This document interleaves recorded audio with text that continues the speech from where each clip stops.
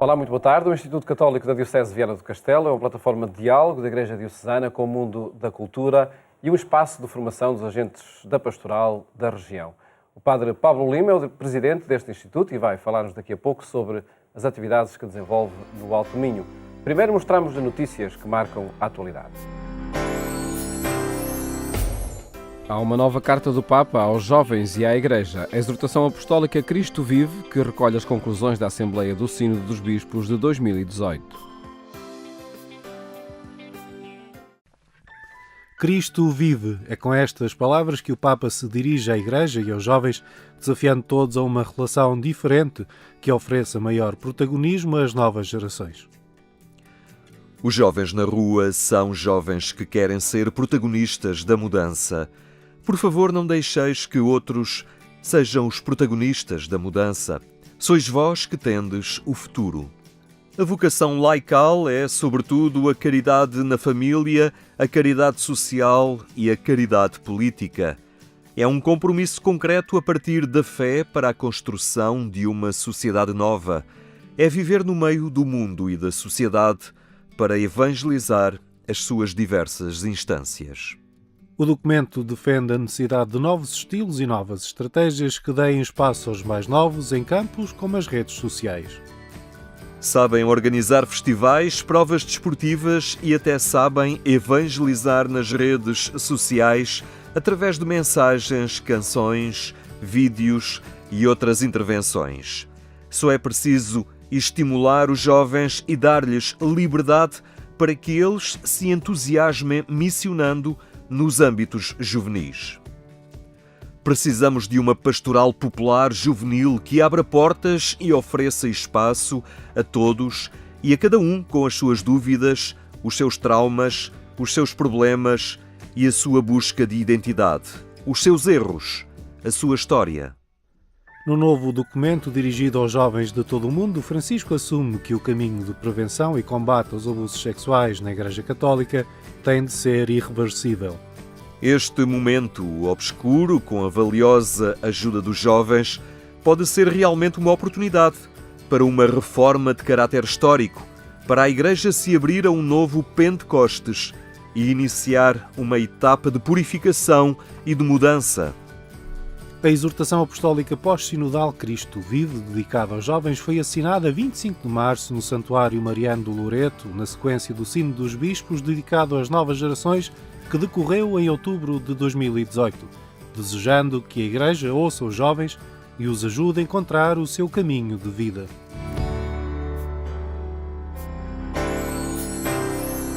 Um desafio para a Igreja Católica é a reação de Dom Joaquim Mendes à exortação apostólica do Papa Francisco dedicada às novas gerações. Uma chamada de atenção em continuidade com o Sínodo de 2018. É assim que Dom Joaquim Mendes, um dos representantes da Conferência Episcopal Portuguesa nesta Assembleia, vê o documento com que o Papa recolhe os apelos de bispos e jovens. O objetivo é, claro, criar pontes entre a Igreja Católica e as novas gerações. Que esta reflexão com os jovens e sobre os jovens convoca e estimula todo o povo de Deus. E não deixando de fazer também uma exortação às comunidades para um exame de consciência para rever os seus critérios pastorais. Portanto, de facto, é uma exortação muito bela, ao estilo do Papa, de proximidade, de ternura, de entrar no coração, de descer à realidade dos jovens, numa linguagem acessível, não é? À realidade concreta, abrangendo as diversas situações em que os jovens se possam encontrar, e um estímulo forte. Cristo vive, Cristo quer que tu vivas. Cristo oferece-te a sua vida para que tu vivas. Não é? O novo documento dá continuidade à Assembleia do Sínodo dos Bispos, que em outubro de 2018 debateu a relação dos jovens com a Igreja Católica. Num momento de fortes mudanças sociais e culturais, a Igreja Católica tem de abrir portas para que os mais novos possam entrar e sair em liberdade. O Papa convoca os jovens para serem missionários dos jovens. Convoca os jovens para para falar de Jesus Cristo, para o dar a conhecer, não é? Para convocar outros, para a experiência do encontro com Ele.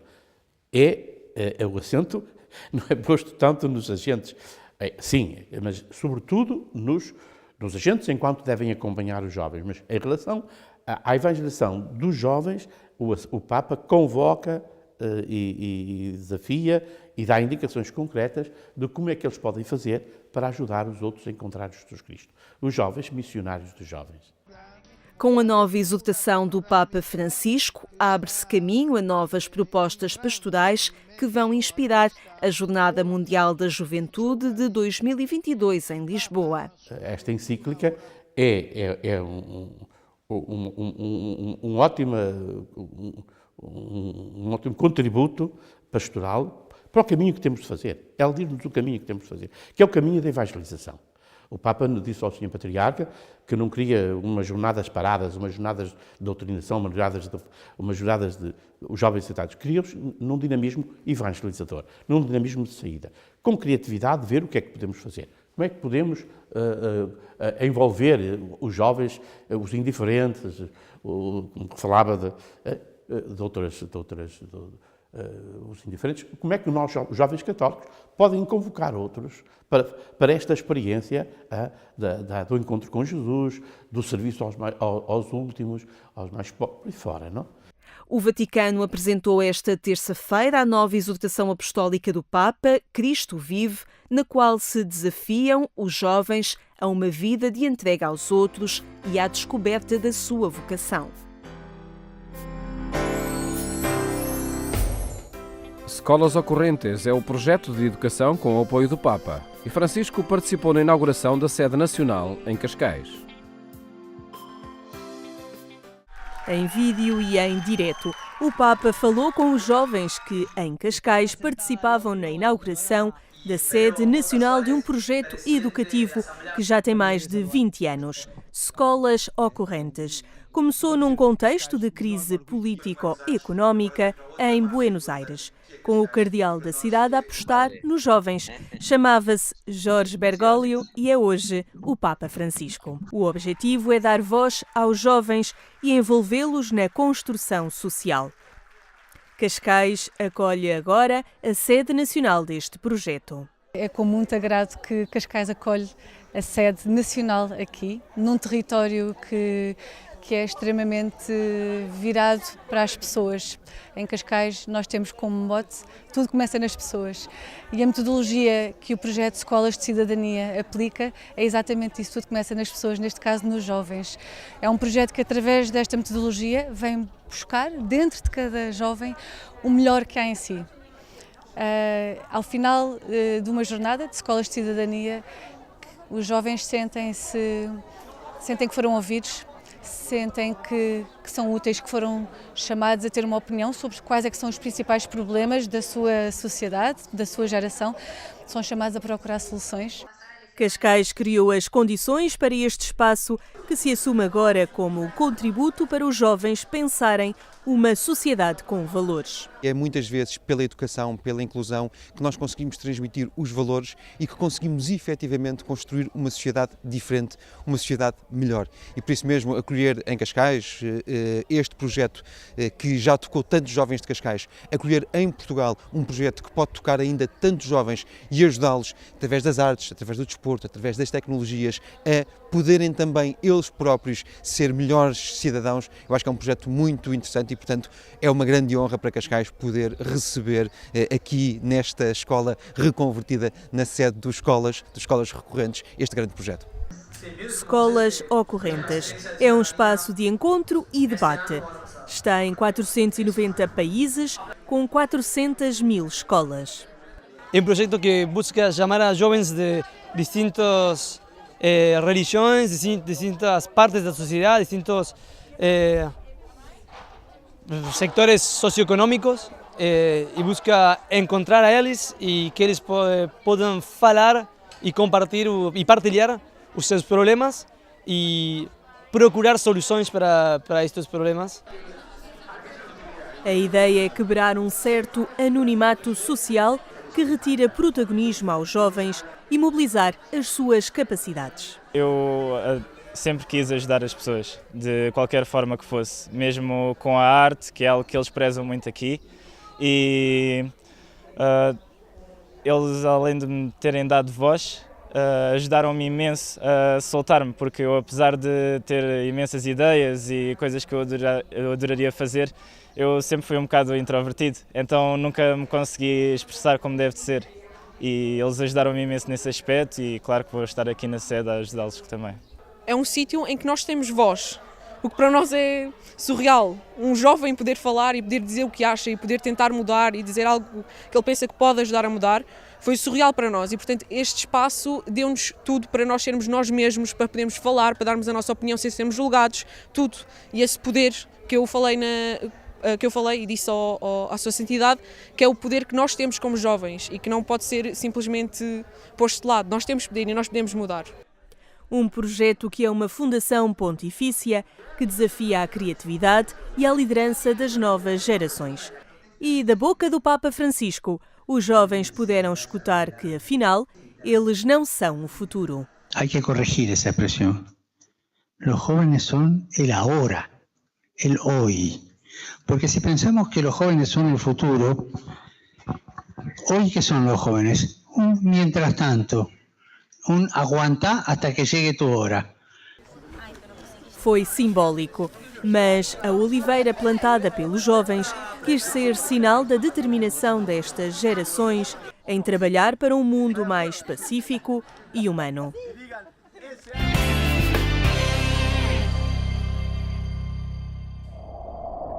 Em agência.eclésia.pt acompanha estas e outras notícias que atualizamos permanentemente. O Padre Pablo Lima é o presidente do Instituto Católico de Viana do Castelo e está hoje connosco para apresentar os projetos em curso ao longo deste ano. Boa tarde, Padre Paulo, obrigado por estar connosco. Pedi-lhe, antes de mais, que nos identificasse este projeto de formação, de diálogo cultural que existe na Diocese de Viana do Castelo. Qual é o objetivo deste Instituto Católico? Boa tarde, Paulo, e obrigado pela oportunidade de estar aqui no programa Eclésia. O Instituto Católico nasceu nos anos 90 por iniciativa de Dom Armindo para oferecer um espaço de formação aos agentes pastorais, leigos e padres da Diocese e, ao mesmo tempo, para criar uma plataforma de diálogo com as entidades culturais e com o mundo da cultura no sentido mais amplo do termo.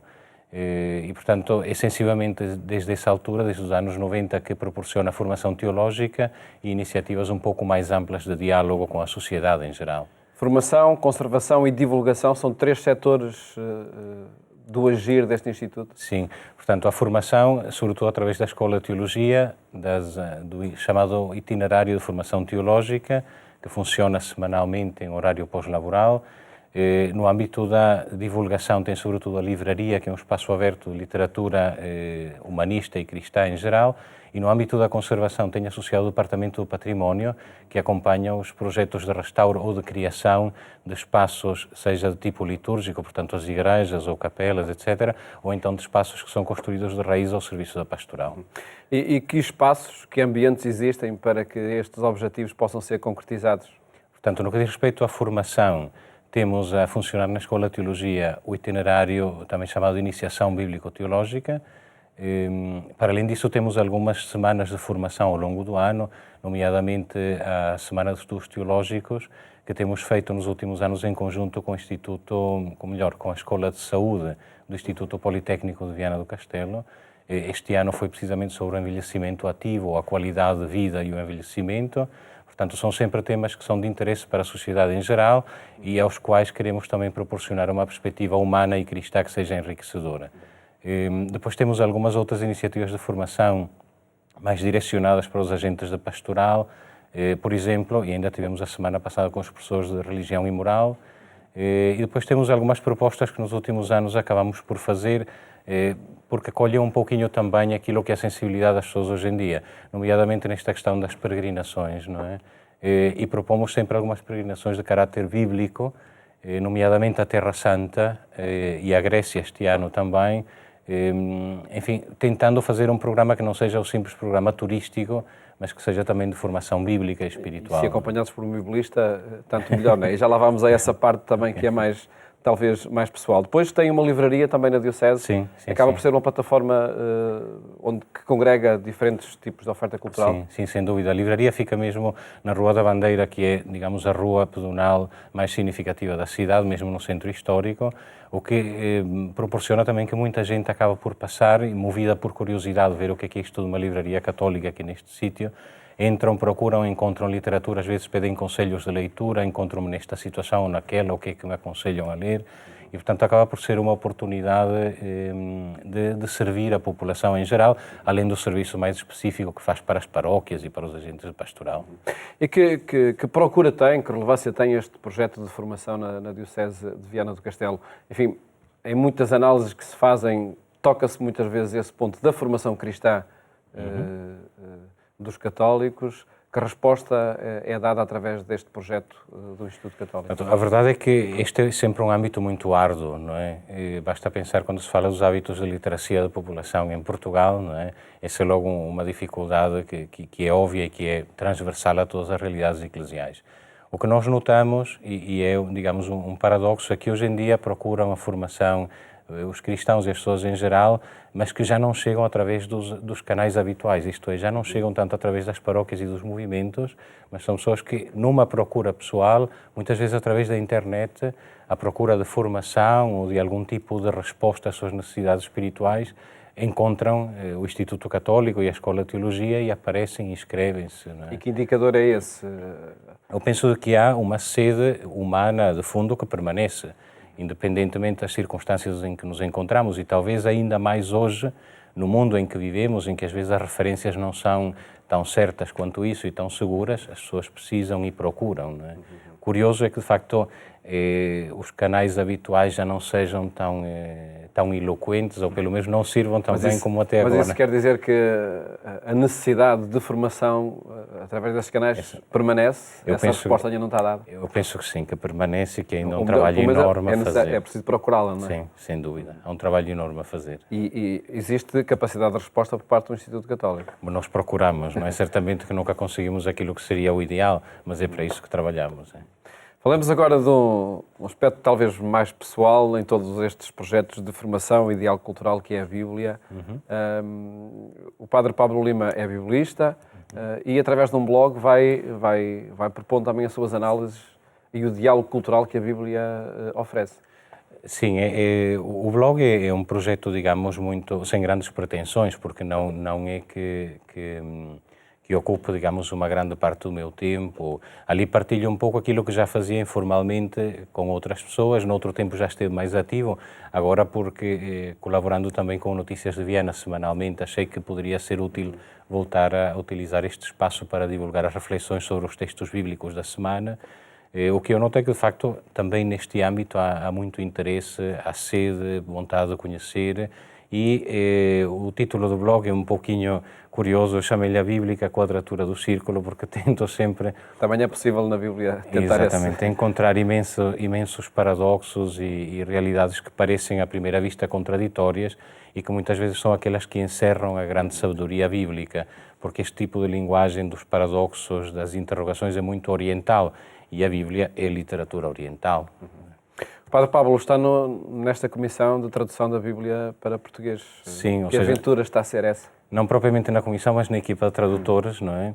É de facto um desafio muito interessante tentar colocar na nossa linguagem de hoje o texto bíblico, não é? No meu caso estou a trabalhar com textos do Antigo Testamento e, portanto, estamos a falar de literatura que tem mais de 2000 anos, mais de 2300 anos, pelo menos, não é?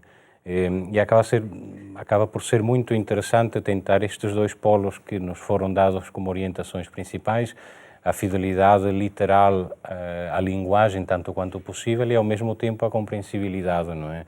É como querer juntar o melhor de dois mundos, não é? E isso vai sendo possível? Eu penso que sim, embora, em fim de contas, a linguagem é uma realidade que está sempre em mutação. E, portanto, o texto que nós traduzimos hoje, se calhar daqui por mais 3 ou 4 anos já teríamos de o tratar de outra forma. E, portanto, todos os projetos de tradução bíblica ou não são sempre projetos que, em certa medida, vêm atrasados. Ou seja, quando estão disponíveis, já precisam de um novo tratamento. Mas isso também significa, na minha opinião, algo muito bonito, é que o texto bíblico é vivo como ser humano. E, portanto, nós não somos hoje, ou neste momento, aquilo que éramos meia hora atrás. E, portanto, também a palavra de Deus, enquanto palavra que se submeteu às limitações da linguagem humana, também ela sofre estas limitações que nós temos. O chegar, o propor à sociedade portuguesa, à cultura portuguesa e também à religião e ao catolicismo, este novo instrumento, esta nova tradução da Bíblia portuguesa, é um grande passo para a centralidade que a Bíblia deve ocupar. Eu penso que sim. Não só na cultura e sobretudo na religião. Sim. Eu penso que, de facto, a Bíblia é o grande código da cultura ocidental, não é? E talvez ainda mais de um país como o nosso, que nasceu, direi, à sombra da cruz, não é? E, portanto, a linguagem bíblica, a terminologia da Escritura, independentemente da confessionalidade, ou até mesmo da crença, ou seja, para podermos perceber os códigos culturais em que o nosso país se desenvolveu, não podemos prescindir da Bíblia. Ora, voltar a colocar a Bíblia e uma tradução da Bíblia em português para os nossos dias como um assunto relevante para a cultura, porque é um projeto que está em curso, tem um benefício muito amplo que vai muito para além digamos assim, da população crente, não é? E será, por certo, esse objetivo que está agora em marcha com a apresentação do volume dos 4 Evangelhos e os Salmos. Padre Pablo, agradeço ter estado aqui no programa Eclésia a apresentar esta paixão pela Bíblia e também as atividades do Instituto Católico na Diocese de Viana do Castelo. Mais logo, quando forem 22h45, sintonize a Antena 1 e acompanhe a nossa edição rádio. Desejo-lhe uma ótima tarde. Até amanhã, se Deus quiser.